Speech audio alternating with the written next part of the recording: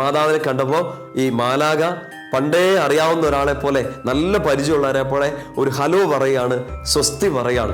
വലിയ സങ്കടത്തിൽ കൂടെയൊക്കെ കടന്നു പോകുമ്പോൾ നമ്മുടെ അടുത്ത് ഒരാൾ വന്ന് പറയാണ്, സാരമില്ല, ദൈവം നിന്റെ കൂടെ ഇല്ലേ. ഈ കണ്ണീരിലും ഈ ഇരുട്ടിലും പ്രതീക്ഷയില്ലാത്ത ഈ പകലിലും ഒറ്റയ്ക്ക് നിങ്ങൾ കരയുന്ന ഈ രാത്രികളിലും ഒക്കെ നിങ്ങൾക്ക് ഇതൊരു സുവിശേഷമായി മാറട്ടെ. അകലെയാണെങ്കിലും അടുത്താണെങ്കിലും ഞാൻ നിങ്ങൾക്ക് ദൈവമല്ലേ.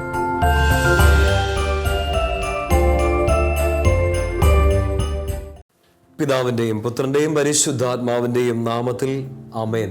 ഈശോയിൽ എൻ്റെ ഏറ്റവും പ്രിയപ്പെട്ട സഹോദരങ്ങളെ, കർത്താവിൻ്റെ കൂടെ ഉണ്ണീശോയുടെ ഈ ഒരു പുൽക്കൂട് ഒരുക്കത്തിന് വേണ്ടി നമ്മുടെ ഹൃദയങ്ങളെ ഒരുക്കിക്കൊണ്ടിരിക്കുന്ന ദിവസങ്ങളിലൂടെ കടന്നു പോവാണ്.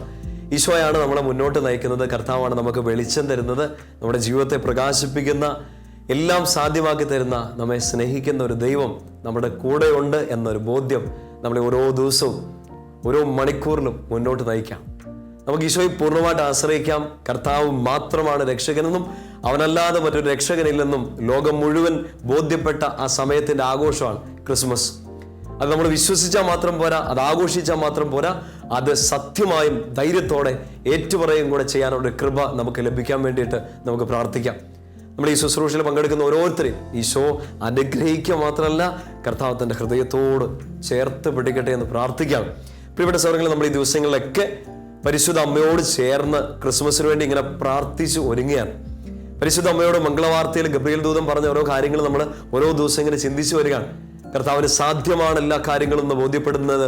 കർത്താവ് നമ്മുടെ നാണക്കേടുകളെ എടുത്തു മാറ്റി സന്തോഷം തരുമെന്നുള്ളൊരു ബോധ്യം, ഭയപ്പെടേണ്ട എന്നുള്ളൊരു ബോധ്യം, അങ്ങനെ ഒത്തിരി കാര്യങ്ങൾ ഈശോ നമ്മളോട് വചനത്തിലൂടെ, പരിശുദ്ധാത്മാവ് ഇങ്ങനെ നമ്മളോട് വചനത്തിലൂടെ സംസാരിക്കുകയാണ്.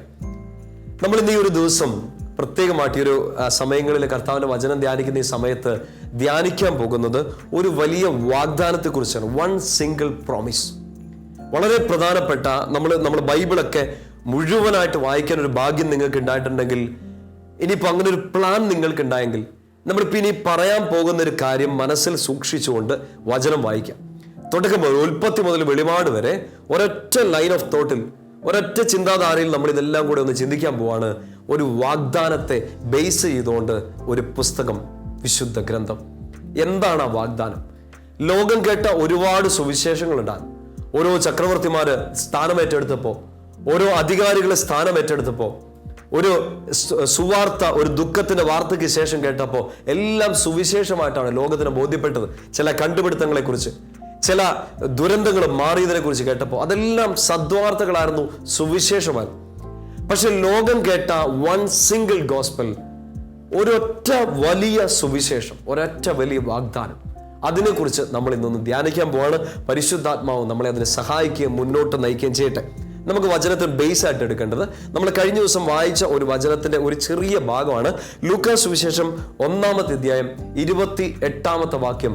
ഗബ്രിയേൽ ദൂതൻ മറിയത്തോട് പറയുന്ന ഒരു വാക്ക്: മറിയമേ, ദൈവകൃപ നിറഞ്ഞവളെ, സ്വസ്തി, കർത്താവ് നിന്നോട് കൂടെ. God with you, God with us. ദൈവം നമ്മോട് കൂടെ. ഈ ഒരു വാഗ്ദാനം നമ്മളൊന്ന് ചിന്തിക്കാൻ പോവാണ്. ഉൽപ്പത്തി പുസ്തകം മുതൽ വെളിപാട് പുസ്തകം വരെ എല്ലാ പുസ്തകങ്ങളും നമ്മൾ വായിച്ചു നോക്കുമ്പോൾ ദൈവജനത്തോട് ദൈവത്തിന് കൊടുക്കാനുള്ള ഏറ്റവും വലിയ വാഗ്ദാനം, ഒരു വൺ സിംഗിൾ പ്രോമിസ് എന്ന് നമുക്ക് എടുത്തു കാണിക്കണമെങ്കിൽ അതിതാണ്: ദൈവം നമ്മുടെ കൂടെ. മറിയത്തോട് പറഞ്ഞു, കർത്താവ് നിന്റെ കൂടെ. നമ്മൾ ബൈബിൾ മുഴുവൻ പരിശോധിക്കുമ്പോൾ കാണും, ദൈവം തെരഞ്ഞെടുത്ത പ്രത്യേക വ്യക്തികളോട്, ലീഡർഷിപ്പിൽ ഉണ്ടായിരുന്നവരോട്, വിശുദ്ധരോട്, പ്രവാചകന്മാരോട്, അപ്പസ്തോലന്മാരോട്, ന്യായാധിപന്മാരോട്, രാജാക്കന്മാരോട്, പൂർവ്വപിതാക്കന്മാരോട് എല്ലാം കർത്താവ് ആവർത്തിച്ചു കൊടുത്തൊരു വാഗ്ദാനമാണ്, ഞാൻ നിങ്ങളുടെ കൂടെ കാണും. വലിയൊരു വാഗ്ദാനം. ഈ ക്രിസ്മസിന് നമ്മൾ പ്രാർത്ഥിച്ചൊരുങ്ങുമ്പോൾ നമ്മുടെ ഉള്ളിലോട്ട് കയറേണ്ട ഒരു സുവിശേഷം ഇതാണ്: എൻ്റെ കൂടെ ദൈവം ഉണ്ട്. വചനം മുഴുവൻ നിറഞ്ഞു നിൽക്കുന്ന ഏറ്റവും വലിയ വാഗ്ദാനം. നമ്മൾ ബൈബിളും തുറക്കാം. ബൈബിളിലെ ഓൾമോസ്റ്റ് നമ്മുടെ സമയം പോലെ സാധിക്കുന്ന പുസ്തകങ്ങളിലൂടെ എല്ലാം നമ്മൾ കടന്നു പോകും. നമുക്കറിയാം, ബൈബിളിനെ നമ്മൾ രണ്ടായിട്ട് തിരിക്കുമല്ലോ, പഴയ നിയമം, പുതിയ നിയമം. പുതിയ നിയമത്തെ നമ്മളിങ്ങനെ തിരിക്കുന്നുണ്ട്. വിശുദ്ധ ഗ്രന്ഥത്തെ നമ്മൾ സുവിശേഷങ്ങളായിട്ട് തിരിക്കുന്നു, അപ്പസ്തോല പ്രവർത്തനം, പിന്നെ നമ്മുടെ പൗലോസ്ലീഹ എഴുതിയ ലേഖനങ്ങൾ, കത്തോലിക്ക ലേഖനങ്ങൾ, വെളിപാട് പുസ്തകം, ഇങ്ങനെ ഒരു 5 ഡിവിഷനായിട്ട് നമ്മൾ പുതിയ നിയമത്തെ നമ്മൾ ഡിവൈഡ് ചെയ്യുന്നുണ്ട്. പഴയ നിയമത്തെ നമ്മൾ ഡിവൈഡ് ചെയ്യുന്നത് എങ്ങനെയാണ്? ആദ്യത്തെ 5 പുസ്തകങ്ങൾ പഞ്ചഗ്രന്ഥി, പിന്നീട് ചരിത്ര പുസ്തകങ്ങൾ, ജ്ഞാനസൂക്തങ്ങൾ, ഏറ്റവും അവസാനമായിട്ട് പ്രവാചക ഗ്രന്ഥങ്ങൾ, 4ആയിട്ട് ഡിവൈഡ് ചെയ്യും. അപ്പൊ എല്ലാ പുസ്തകങ്ങളും, പ്രത്യേകിച്ച് പഴയ നിയമം പുതിയ നിയമത്തിന്റെ പിന്നാലെ ഒരു നിഴല് പോലെ നിൽക്കുമ്പോൾ അതിലെല്ലാം ഇങ്ങനെ ഒരു സൂചന കിടപ്പുണ്ട്. ദൈവം ലോകത്തിന് കൊടുത്ത, ദൈവജനത്തിന് കൊടുത്ത ഏറ്റവും വലിയ വാഗ്ദാനമായ ദൈവം നിങ്ങളുടെ കൂടെ എന്നൊരു വാഗ്ദാനം. അത് നമ്മളൊന്ന് പെട്ടെന്ന് പരിശോധിക്കാൻ പോവാണ്. നമ്മൾ പഴയ നിയമത്തിന്റെ ചരിത്രം, കഥകള്, അതിന്റെ ചരിത്ര ഗതികളൊക്കെ നമുക്ക് ഏകദേശം അറിയാം. ഇസ്രായേലിന്റെ ഒരു ചരിത്രം ആരംഭിക്കുന്നത് നമുക്കറിയാം അബ്രാഹത്തിന്റെ വിളിയോടുകൂടിയാണ്. ഒരു ദൈവം തന്റെ ജനത്തെ സ്പെഷ്യലായിട്ട് തിരഞ്ഞെടുക്കുമ്പോൾ അതിന്റെ മുമ്പിൽ നിൽക്കാൻ വിശ്വാസത്തിന്റെ മാതൃകയായിട്ട് ദൈവം ഒരാൾ തിരഞ്ഞെടുക്കുകയാണ്. ആ അബ്രാഹമിനോട് കർത്താവ് പറയുന്നുണ്ട്, സ്വന്തം ദേശം വിടുക, നാടൊക്കെ വിടുക, നാട്ടുകാരെയൊക്കെ വിടുക, ഞാൻ കാണിക്കുന്ന ദേശത്ത് എൻ്റെ കൂടെ പോരുക, ഞാൻ നിന്റെ കൂടെ വരും എന്നുള്ളൊരു വാഗ്ദാനം. കൂട്ടുവരുന്നൊരു ദൈവം. പിന്നീട് അബ്രഹാമിന് മകൻ ജനിക്കുന്നു, ഇസ്ഹാക്കിന് മകൻ ജനിക്കുന്നു. യാക്കോബിലൂടെ പുത്തനൊരു ചരിത്രം ഇസ്രായേലിൽ തുടങ്ങാണ്. കാരണം യാക്കോബ് ഇസ്രായേലായിട്ട് മാറുന്നു. ഇസ്രായേലിലെ 12 ഗോത്രങ്ങളുടെ ആ മക്കളുടെ അപ്പനായിട്ട് മാറുന്നു. യാക്കോബിനെ ദൈവം വിളിച്ച് വേർതിരിക്കുമ്പോൾ, അനുഗ്രഹിക്കുമ്പോൾ കർത്താവ് കൊടുക്കുന്ന ഒരു വാഗ്ദാനാണ്.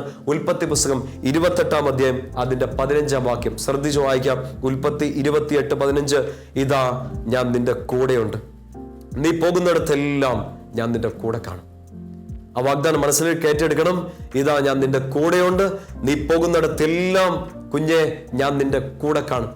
ഇതിപ്പോ കേട്ടോണ്ടിരിക്കുമ്പോൾ യാക്കോബിനോട് പണ്ടെങ്ങാണ്ടോ കർത്താവ് പറഞ്ഞൊരു വാഗ്ദാനം നോ, എന്നോട് ഇന്ന് ഈ ശുശ്രൂഷയിൽ പങ്കെടുക്കുന്ന എന്നോട് കർത്താവിന് പറയാനുള്ളതാണ്, നീ എൻ്റെ കുഞ്ഞാണ്, ഇതാ ഞാൻ നിന്റെ കൂടെയുണ്ട്, നീ പോകുന്നിടത്തെല്ലാം ഞാൻ നിന്റെ കൂടെ കാണും.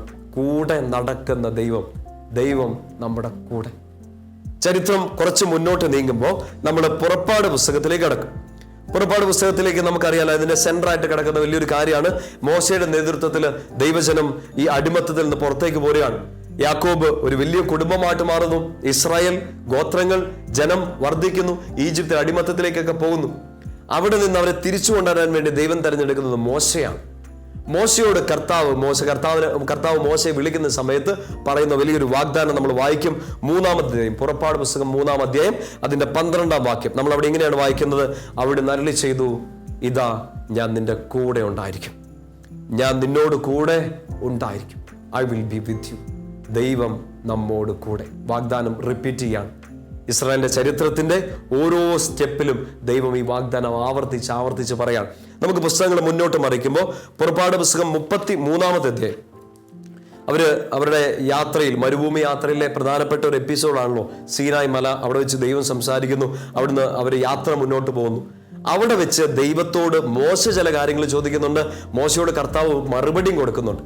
33-ാമത്തെ അധ്യായം, പുറപ്പാട് 33 അതിന്റെ 14-ാമത്തെ വാക്യം. കർത്താവ് ഇങ്ങനെ പറയുന്നുണ്ട്, ഞാൻ തന്നെ നിന്നോട് കൂടെ വരികയും നിനക്ക് ആശ്വാസം നൽകുകയും ചെയ്യും. വാഗ്ദാനം റിപ്പീറ്റ് ചെയ്യാണ്, ഞാൻ നിങ്ങളുടെ കൂടെ വരും, I will be with you. ദൈവം നിങ്ങളുടെ കൂടെ, ദൈവം നമ്മോട് കൂടെ. ആ വാഗ്ദാനം ഇസ്രായേൽ ജനം മോശയിലൂടെ കേൾക്കുകയാണ്. കർത്താവ് മോശയിലൂടെ ജനത്തോട് പറയാണ്, ഞാൻ നിങ്ങളുടെ കൂടെ കാണും. യാത്ര മുന്നോട്ട് നീങ്ങുന്നു. നിയമാവർത്തന പുസ്തകത്തിലൊക്കെ നമ്മൾ കാണുന്നുണ്ട്, ഒരുപാട് നിയമങ്ങൾ കർത്താവ് മോശയിലൂടെ കൊടുക്കുന്നു. അത് ജനത്തിന് ബോധ്യം വരുന്നു. നിയമാവർത്തന പുസ്തകം 2-ാമത്തെ അധ്യായം അതിന്റെ 7-ാമത്തെ വാക്യം. നിയമാവർത്തന പുസ്തകം 2:7 നമ്മളിങ്ങനെ വായിക്കും, നിങ്ങളുടെ ദൈവമായ കർത്താവ് നിങ്ങളുടെ എല്ലാ അധ്വാനങ്ങളിലും നിങ്ങളെ അനുഗ്രഹിച്ചിരിക്കുന്നു. വിശാലമായ ഈ മരുഭൂമിയിലൂടെയുള്ള നിങ്ങളുടെ യാത്ര അവിടുന്ന് കാണുന്നു. അവിടുന്ന് 40 സംവത്സരവും നിങ്ങളുടെ കൂടെ ഉണ്ടായിരുന്നു, നിങ്ങൾക്കൊന്നും കുറവുണ്ടായില്ല. ഈ യാത്ര ഉടനീളം യാക്കോബിനോട് പറഞ്ഞിട്ടുണ്ടായിരുന്നു, നിന്റെ കൂടെ ഞാൻ കാണും, നീ പോകുന്നിടത്തെല്ലാം നിന്റെ കൂടെ ഞാൻ കാണും. യാക്കോബ് ഒരു സമൂഹമായി മാറുമ്പോൾ, ഇസ്രായേൽ ജനമായിട്ട് മാറുമ്പോൾ, അവരെ അടിമത്തത്തിൽ നിന്ന് പുറത്തേക്ക് വരുന്ന ഒരു കാലം, മരുഭൂമിയിലൂടെയുള്ള 40 വർഷത്തെ യാത്ര, കർത്താവ് പറയാണ്, നിങ്ങളുടെ കൂടെ ഞാൻ ഉണ്ടായിരുന്നു. ഈ 40 വർഷവും ഐ വാസ് വിത്ത് യു. ദൈവം നമ്മുടെ കൂടെ. 4-ാമത്തെ അധ്യായം, നിയമാവർത്തന പുസ്തകം തന്നെ അതിന്റെ 4-ാമത്തെ അധ്യായം 7-ാമത്തെ വാക്യം. നമ്മളവിടെ ഒത്തിരി വായിച്ചു കേട്ട, നമ്മൾ പ്രാർത്ഥിച്ചുള്ള ഒരു വചനഭാഗമാണ്. നാം വിളിച്ചപേക്ഷിക്കുമ്പോഴൊക്കെ നമ്മുടെ ദൈവമായ കർത്താവ് നമ്മുടെ സമീപസ്ഥനായിരിക്കുന്നത് പോലെ ദൈവം ഇത്ര അടുത്തുള്ള വേറെ ഏത് ജനതയാണുള്ളത്? ഒരു ചോദ്യമാണ്. അതിനകത്തൊരു വിശ്വാസ പ്രഖ്യാപനമുണ്ട്. നമ്മൾ വിളിച്ചാൽ നമ്മുടെ അടുത്ത് വരുന്ന ഒരു ദൈവം നമ്മുടെ കൂടെ. ഈ ചിന്തകൾ നമുക്ക് കണക്ട് ചെയ്ത് മുന്നോട്ട് പോകാൻ പരിശുദ്ധാത്മാവ് സഹായിക്കട്ടെ. പഴയ നിയമത്തിൽ കാണുന്ന വലിയൊരു വാഗ്ദാനമാണ് ദൈവം നമ്മുടെ കൂടെ. പ്രിയപ്പെട്ട സഹോദരങ്ങളെ, ഈ പഞ്ചഗ്രന്ഥി അവസാനിപ്പിച്ച് പഴയ നിയമത്തിലെ 2-ാമത്തെ സെക്ഷനായ ചരിത്ര പുസ്തകങ്ങളിലേക്ക് കടക്കുമ്പോൾ, ചരിത്ര പുസ്തകം തുടങ്ങുന്നത് എവിടെയാണ്? ജോഷുവയുടെ പുസ്തകം മുതൽ നീണ്ട കടക്കാണ് മക്കബാരുടെ പുസ്തകം വരെ. ആ പുസ്തകം ആരംഭിക്കുന്നത്, ജോഷുവയുടെ പുസ്തകം 1-ാമത്തെ അധ്യായം അതിന്റെ 5-ാമത്തെ വാക്യത്തിൽ ഇങ്ങനെ ഒരു വാഗ്ദാനം കിടപ്പുണ്ട്. ജോഷുവ 1:5, നിന്റെ ആയുഷ്കാലത്ത് ഒരിക്കലും ആർക്കും നിന്നെ തോൽപ്പിക്കാൻ സാധിക്കില്ല, ഞാൻ മോശയോടെന്ന പോലെ നിന്റെ കൂടെ ഉണ്ടായിരിക്കും. എന്താണ് കർത്താവ് വാഗ്ദാനം ചെയ്യുന്നത്? നിന്റെ കൂടെ ഞാൻ കാണും. I will be with you. വീണ്ടും 9-ാമത്തെ വാക്യം ജോഷുവ 1:9, ശക്തനും ധീരനുമായിരിക്കണമെന്നും ഭയപ്പെടുകയോ പരിഭ്രമിക്കുകയോ ചെയ്യരുതെന്നും നിന്നോട് ഞാൻ കൽപ്പിച്ചിട്ടില്ലേ. അടുത്ത വാക്യം, നിന്റെ ദൈവമായ കർത്താവ് നീ പോകുന്നിടത്തെല്ലാം നിന്റെ കൂടെ കാണും. യാക്കോബ് ജീവിതം ആരംഭിച്ചപ്പോ ദൈവം പറഞ്ഞ വാക്ക്, ഇസ്രായേൽ മറ്റൊരു ചരിത്രം വീണ്ടും ആരംഭിക്കുമ്പോൾ ജോഷുവയിലൂടെ കർത്താവ് പറയാണ്, ഞാൻ നിന്റെ കൂടെ കാണും, നീ പോകുന്നിടത്തെല്ലാം ഞാൻ നിന്റെ കൂടെ കാണും. ദൈവം നമ്മുടെ കൂടെ. ഈ ചരിത്ര പുസ്തകങ്ങളിൽ വളരെ പ്രധാനപ്പെട്ട മറ്റൊരു സെക്ഷനാണ്, നമുക്കറിയാം, രാജാക്കന്മാരുടെ ചരിത്രം പറയുന്ന പുസ്തകങ്ങൾ. ദിനവൃത്താന്ത പുസ്തകങ്ങളിലുണ്ട്, സാമൂഹ്യ പുസ്തകങ്ങളിലുണ്ട്, രാജാക്കന്മാരുടെ പുസ്തകത്തിൽ പ്രത്യേകിച്ച്. രാജാക്കന്മാരുടെ 1-ാമത്തെ പുസ്തകം 6-ാമത്തെ അധ്യായം 11 മുതലുള്ള വാക്യങ്ങൾ നമ്മൾ അവിടെ ഇങ്ങനെ വായിക്കും. സോളമന് കർത്താവിന്റെ അരുളപ്പാടുണ്ടായി, നീ എനിക്ക് ഭവനം പണിയുകയാണല്ലോ, എന്റെ ചട്ടങ്ങൾ ആചരിച്ചും എന്റെ അനുശാസനങ്ങൾ അനുസരിച്ചും എന്റെ കൽപ്പനകൾ പാലിച്ചും നടന്നാൽ ഞാൻ നിന്റെ പിതാവായ ദാവീദിനോട് ചെയ്ത വാഗ്ദാനം നിറവേറ്റും. 13-ാമത്തെ വാക്യം, ഞാൻ ഇസ്രായേൽ മക്കളുടെ മധ്യേ വസിക്കും, എന്റെ ജനമായ ഇസ്രായേലിനെ ഞാൻ ഉപേക്ഷിക്കുകയില്ല. വാഗ്ദാനം മനസ്സിലാവുന്നുണ്ടോ? ജനത്തിന്റെ കൂടെ ദൈവം ഉണ്ടാകും. എന്റെ ജനമായ ഇസ്രായേലിന്റെ മധ്യേ ഞാൻ ഉണ്ടാകും. I will be with you. ഇതിങ്ങനെ റിപ്പീറ്റ് ചെയ്യാണ്. പഞ്ചഗ്രന്ഥിയിൽ ഇതിങ്ങനെ പലതവണ ആവർത്തിച്ചു.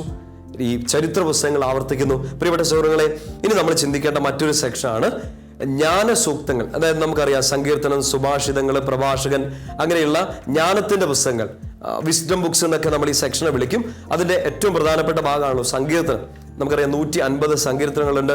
ദൈവത്തെ സ്തുതിച്ചു പാടുന്നതും ആരാധിക്കുന്നതും പ്രാർത്ഥിക്കുന്നതും രോദനങ്ങളും ഒക്കെ അടങ്ങിയ സങ്കീർത്തനങ്ങൾ.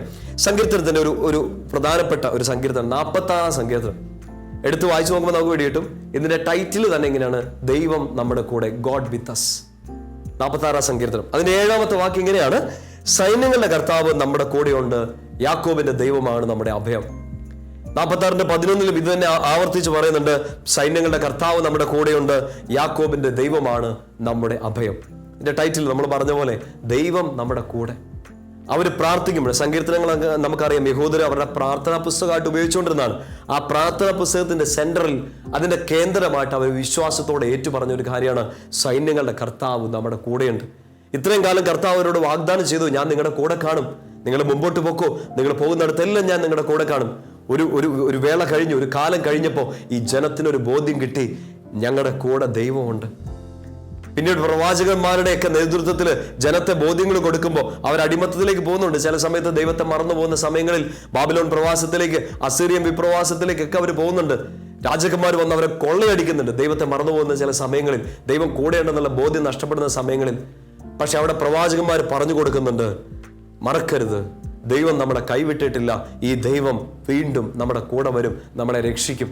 ഒരു ദൈവപുത്രൻ അവതരിക്കും, മിശിഹ വരും, സത്യമായും അവൻ നമ്മളെ ഏറ്റവും വലിയൊരു രക്ഷ നമുക്ക് നൽകുമെന്ന് പ്രവാചകന്മാർ പറയുന്നുണ്ട്. ബൈബിളിലെ പഴയ നിയമത്തിലെ അവസാനത്തെ സെക്ഷനാണ് പ്രവാചകന്മാരുടെ പുസ്തകം.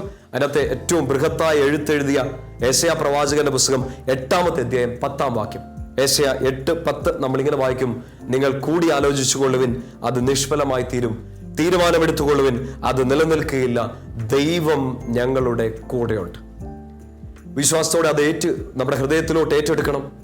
നിങ്ങൾ കൂടി ആലോചിച്ചുകൊള്ളുവിൻ, അത് നിഷ്ഫലമായി തീരും, നിങ്ങൾ ഞങ്ങൾക്കെതിരെ എങ്ങനെ വേണേലും നിന്നോളുവിൻ. ശത്രുക്കളോടോ സാത്താനോടോ ഒക്കെ നമുക്ക് പറയാം, കാരണം തളരില്ല ഞങ്ങൾ, ദൈവം ഞങ്ങളുടെ കൂടെയുണ്ട്. കർത്താവ് കൊടുത്ത വാഗ്ദാനം അതായിരുന്നു, എൻ്റെ ജനമായ ദൈവത്തിന്റെ ജനമായ ഈ കുഞ്ഞുങ്ങളുടെ, ഈ മക്കളുടെ കൂടെ ഞാൻ ഉണ്ടാകും, അവരുടെ ദൈവം അവരുടെ കൂടെ ഉണ്ടാകും.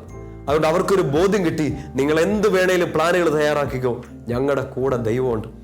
യെശയ്യാ പ്രവാചകന്റെ പുസ്തകത്തിൽ തന്നെ 41-ാമത്തെ അധ്യായം അതിന്റെ 10-ാമത്തെ വാക്യം, യെശയ്യാ 41:10 നമ്മൾ അവിടെ ഇങ്ങനെ വായിക്കുക, ഭയപ്പെടേണ്ട, ഞാൻ നിന്റെ കൂടെയുണ്ട്, സംഭ്രമിക്കേണ്ട, ഞാനാണ് നിന്റെ ദൈവം. ഭയപ്പെടേണ്ട, ഞാനാണ് നിന്റെ ദൈവം, ഞാൻ നിന്റെ കൂടെയുണ്ട്. I am with you. ദൈവം നമ്മുടെ കൂടെ. പ്രിയപ്പെട്ട സഹോദരങ്ങളെ, നമ്മൾ ഈ പഴയ നിയമത്തിൽ ഈ പ്രധാനപ്പെട്ട പുസ്തകങ്ങളിലൂടെയൊക്കെ കടന്നുപോയി. ഇനി വളരെ ശ്രദ്ധയോടുകൂടി നമ്മൾ അറിഞ്ഞിരിക്കേണ്ട മറ്റൊരു പുസ്തകമാണ് പഴയ നിയമത്തിലെ തന്നെ വലിയൊരു എഴുത്തുണ്ട്, എസെക്കിയേൽ പ്രവചനം. എസെക്കിയേൽ പ്രവചനം 34-ാമത്തെ അധ്യായം അതിന്റെ 30-ാമത്തെ വാക്യം. വലിയൊരു വാഗ്ദാനമാണ്.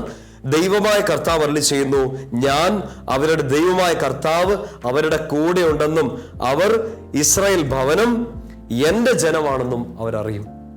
വാഗ്ദാനം വീണ്ടും ആവർത്തിക്കുകയാണ്. ഇവരെന്റെ ജനമാണെന്നും ഞാൻ നിങ്ങളുടെ ദൈവമാണെന്നും നിങ്ങൾ അറിയും. എങ്ങനെ അറിയും? ഞാൻ ജീവിക്കുന്ന ദൈവം അവരുടെ മധ്യേ, അവരുടെ കൂടെയുണ്ട്. ഗോഡ് വിത്ത് us, ദൈവം നമ്മുടെ കൂടെ. എസെക്കിയേൽ പ്രവചനം 37-ാമത്തെ അധ്യായം 27-ാമത്തെ വാക്യത്തിൽ നമ്മൾ ഇതുപോലെ തന്നെ ഈ ഒരു വാഗ്ദാനം കാണുകയാണ്.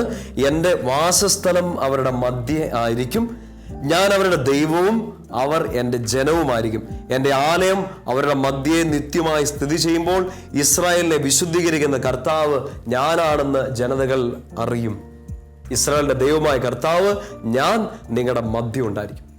ബൈബിൾ ഉടനീളം നമ്മളിപ്പോൾ കണ്ടല്ലോ, ഉൽപ്പത്തി മുതൽ ബൈബിളിൽ ഇങ്ങനെ ഒരു 4 സെക്ഷനായിട്ട് വായിച്ചു പോകുമ്പോൾ ഓരോ സെക്ഷനിലും ദൈവം ഈ സെൻട്രൽ പ്രോമിസ്, വളരെ പ്രധാനപ്പെട്ട ഒരു വാഗ്ദാനം കൊടുത്തുകൊണ്ടിരിക്കുകയാണ്. ഞാൻ നിങ്ങളുടെ കൂടെ കാണും, നിങ്ങളുടെ ദൈവമായ ഞാൻ, എനിക്കൊരു പ്രത്യേകതയുണ്ട്. I will be with you. ദൈവം നിങ്ങളുടെ കൂടെ, ദൈവം നമ്മോട് കൂടെ. ഗോഡ് വിത്ത് us. നമ്മൾ ഈ ഒരു പുസ്തകത്തെ ഒരു ആത്മീയ കണ്ണുകളിലൂടെയാണല്ലോ തീർച്ചയായിട്ടും കാണുന്നത്. നമ്മുടെ ജീവിതം ആരംഭിക്കുന്നത് മുതൽ അവസാനിക്കുന്നത് വരെ ദൈവം കൂടെ കാണുമെന്നൊരു വാഗ്ദാനമാണ്. യാക്കോബ് തന്റെ ജീവിതം ആരംഭിക്കുമ്പോൾ, യാത്ര ആരംഭിക്കുമ്പോൾ ദൈവം പറയാണ്, ഞാൻ നിന്റെ കൂടെയുണ്ട്, നീ പോകുന്നിടത്തെല്ലാം നിന്റെ കൂടെ കാണും. മാനുഷികമായിട്ട് നമ്മൾ ചിന്തിക്കുമ്പോൾ നമ്മളോട് കർത്താവ് ഇത് പറയുമ്പോൾ നമുക്കറിയാലോ, ഒരാളുടെ ജീവിതം, ഒരാളുടെ യാത്രയുടെ അവസാനം അയാളുടെ മരണമാണ്. കർത്താവ് ഒരു വലിയ വാഗ്ദാനം നൽകുന്നുണ്ട്. നമുക്കറിയാവുന്ന ഒരു സങ്കീർത്തനമാണ് 23-ാം സങ്കീർത്തനം. അതിന് 4-ാമത്തെ വാക്യത്തിൽ നമ്മൾ എന്താ വായിക്കുക?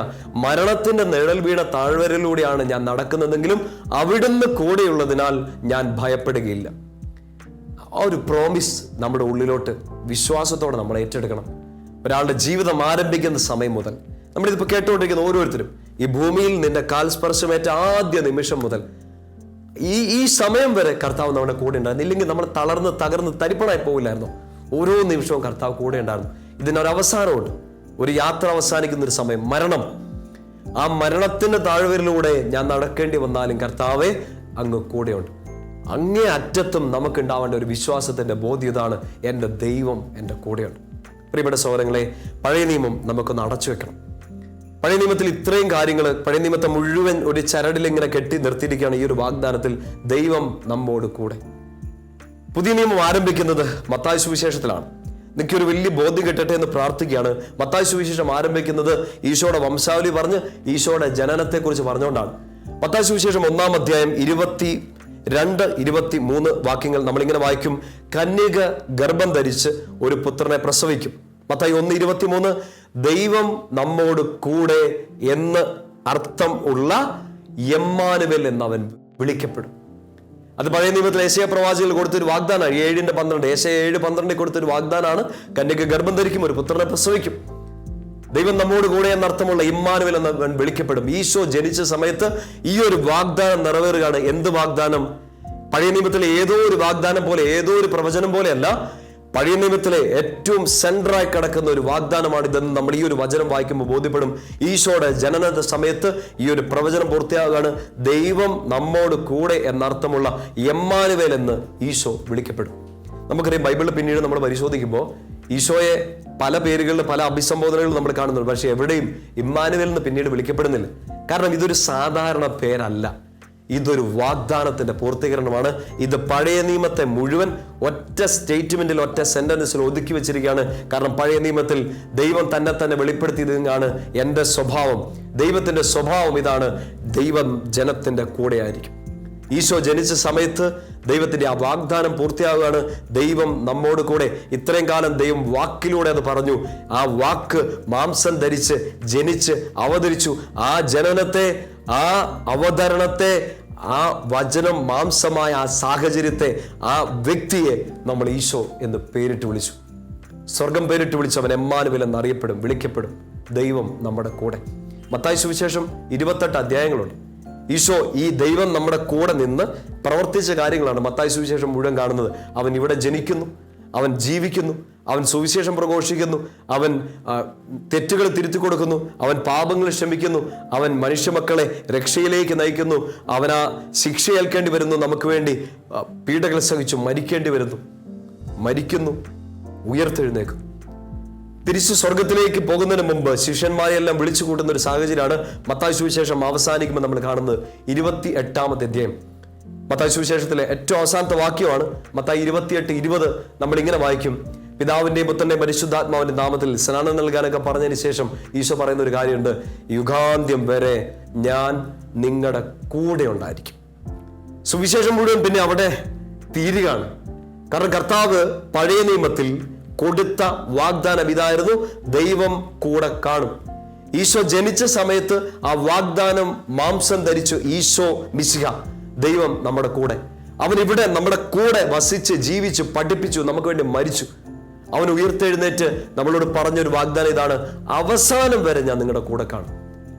ലോകം കേൾക്കേണ്ടതും ബോധ്യപ്പെടേണ്ടതുമായ സുവിശേഷം ഈ ക്രിസ്മസ് കാലത്ത് പ്രിയപ്പെട്ടവരെ ഇതാണ്, ദൈവം നമ്മുടെ കൂടെ. ഹീസ് വിത്ത് us.